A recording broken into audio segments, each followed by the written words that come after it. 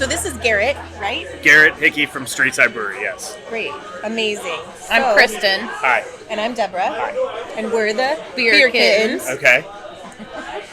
We love beer. We do. And so Kristen, We loved all your we beers. both actually have a question for Okay. you on...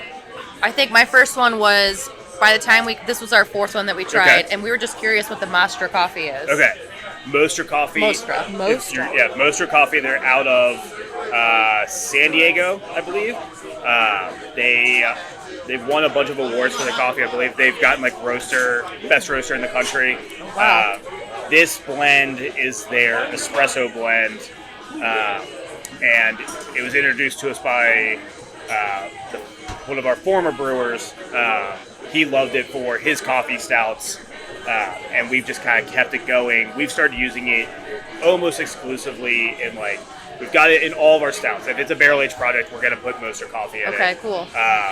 But we've started using it in almost everything now because it's just like when you think of like the coffee flavor, like that you want like coffee, obviously. Yeah. But it's also got like some like nougat and some chocolatey flavors, and it's just like a really good, like very stereotypical coffee flavor. So we're putting in everything now, like even our small batch coffee blonde. We're doing. I just bought like 10 pounds to put in our coffee blonde that we're going to be doing in. We're doing a mix pack of our coffee blonde on the solstice this year. On the solstice. Nice. Yes. Which is, and on the solstice, I think of your dad, because he was always celebrating every solstice there was. Yes. Yeah, I got the idea from Eric Faust out in Indianapolis. He does a solstice event. He would do a stout event, and then we just took it. He worked at Bare Hands, right? Yes, he did. Yeah. Awesome. So I took the idea from him, and we did a solstice event. We've done a solstice event the last 2 years, doing it again this year. Next year it's on a Sunday, so it won't be on the actual solstice because I'm not doing an event on Sunday. Well, that makes sense. Yeah. We'll do it on the Saturday before. Yeah. Nice. That's okay. Yeah, we do that all the time. Well, how do you say it again? Mostra? Mostra. Yeah. Yeah. So it's the mo in the beginning. Yeah. Yep. Very good. We like to be educated because we're not professionals, but we love beer. Yeah. We like Sure. trying it, and Sure. we want to be educated more. Because we feel like beer is like food. It tastes different. People like different things. For sure.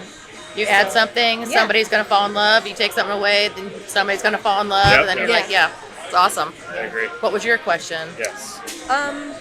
Well, I was asking where they were from, Cincinnati, Ohio, Yes. and just now you're not the brewer, actually.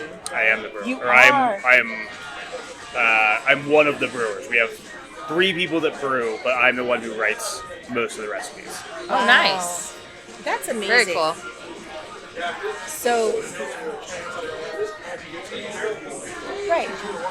Yeah, so on our last YouTube, I am not educated, so I was asking about like how the brewer can add more ABV. Sure. So ABV is just it's just a factor of the amount of sugar that the yeast fermented. So when when you're brewing a beer, you're aiming for a specific gravity or Plato, depending on how you measure your sugar, your starting sugar. So like if you're when we're doing a stout, we use gravity. Some people use Plato. It's 2 different, same measurement, 2 different measure. It's like Celsius and Fahrenheit. Okay. So we'll aim. You just try to add more and more and more sugar. At some point, you will get to a point where the yeast won't ferment it anymore, unless you're using like a whiskey yeast or whatever. But we just use standard brewer's yeast. So like when you're adding, the way to add sugar is more grain. So at some point, you get to a point where you can't fit any more grain in your mash tun. So like our limit on grain is 1,500 pounds.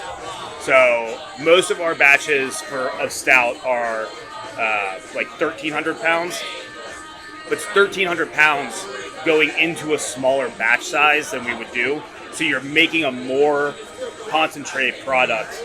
So like we would normally do 16 and a half barrels of beer. If we're doing a stout, we aim for like 10 barrels. So you're making a more concentrated product with more sugar, and then you can boil it longer. That condenses it. That condenses it down more. You're making a more just like when you thicken a soup or whatever. Sure, it makes it or you're caramelizing. So then you it's a condensed mixture. Yeah. So then you have to take some of that to like. Yeah. So you're boiling down.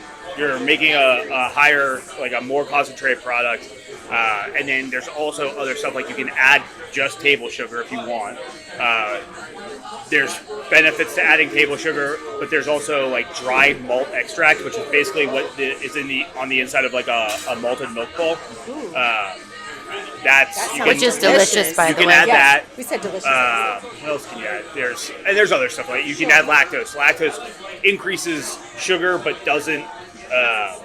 It doesn't take up room. It's not fermentable, so you can't. So like if you're adding it, you're just adding sweetness. You're not adding anything. Like you're not adding anything for the yeast to ferment. Fermenting. Okay. So like so after you boil and everything, you put it in the fermenter. You can also you just pitch a lot of yeast. Back in the day, we used to like rouse with oxygen to try like promote yeast health. We don't really do it anymore. We just try to give the yeast the healthiest. We try to put the healthiest yeast in the beer as possible, and then we try to make it like as optimal for the yeast to grow. There's a bunch of stuff. So in other words, you're a chemist.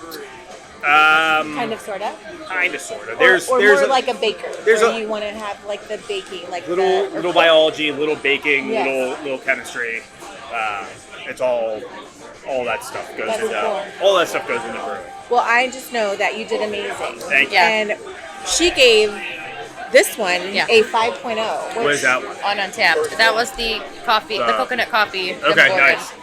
My highest is 4.75. And I'm not a stout drinker by any means. So I was impressed. Out of the 3 we had, and out of many that I've tried, and obviously what we've done on our show so far, that is hands down. Nice. Well, that's our entry. The Tiki Time and the Coconut Coffee are entries in the FOBAB. So hopefully they like it as much as you guys do. Who votes on that? That's judged by like Chicago people in Chicago. It's like brewers. It's like a volunteer thing. So like I know brewers do it. We were just talking about how like one of the I'll volunteer. Those were the two I chose. The brewers don't pour at all. It's all volunteers. We were just talking about this. I've obviously never volunteered. We need to look this up. But you can go and volunteer. I don't know what the process is, but I'm sure their website has it. So what got you into brewing? What got me into brewing? Yes. I was a home brewer. I was working at a minor league baseball team, and I needed something to do during the off season. My dad had started home brewing, so I thought I would start. I homebrewed for a little bit. I thought I was doing pretty well, and I'd always wanted to start a bar. So I was like, why start a bar when I could start a brewery? It was back when breweries, it was 12 years ago, brewers were starting to become a thing. He looks like a baby face. Look there. How old were you, 10? How old was I? I was... Don't say anything if you're going to get in trouble. No. I was over 21.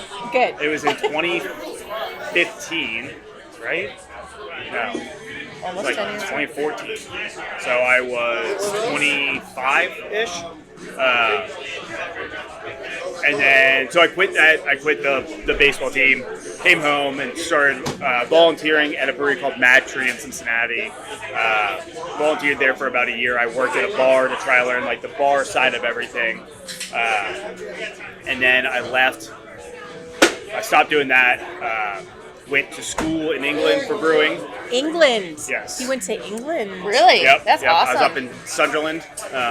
I'm right impressed. by Across the Newcastle. pond. Yeah. And then came back. I was over there for about 6 months. I have like basically what's the equivalent of like a associate's degree in brewing in England. Oh, that's amazing. That's very cool. That is very cool.